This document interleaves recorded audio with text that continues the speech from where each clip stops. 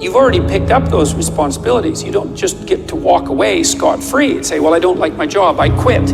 That's no strategy. But what you might have to do is you think, well, this job is killing my soul. All right, so what do I have to do about that? Well, I have to look for another job. Well, no one wants to hire me. It's like, okay, maybe you need to educate yourself more. Maybe you need to update your curriculum vitae, your resume. Maybe you need to overcome your fear of being interviewed.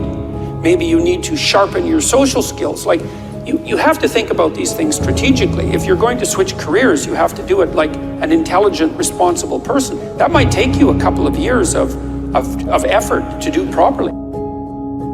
We're built for struggle, us human beings. We're built to contend with the world. We're built to contend with reality. You want a challenge, and the best way that you can take on a challenge, because a challenge fortifies you. So you don't want to be secure, you want to be strong. And you get strong by taking on optimal challenges. And so you lay out your destiny in the world, and you take the slings and arrows of fate, and you make yourself stronger while you're doing so. And you might fail, and fortune might do you in.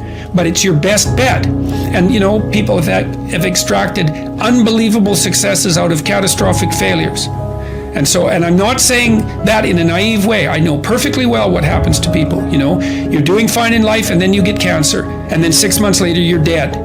And all the heroism in the world isn't going to save you at that point. But that's not the point. That's not the point. Life is bounded by mortality. But that doesn't mean that you don't get out there and contend, and you develop by contending, and you minimize the net amount of suffering in the world. And that's something, man, that's something to do. Compare yourself to who you were yesterday, not to who someone else is today.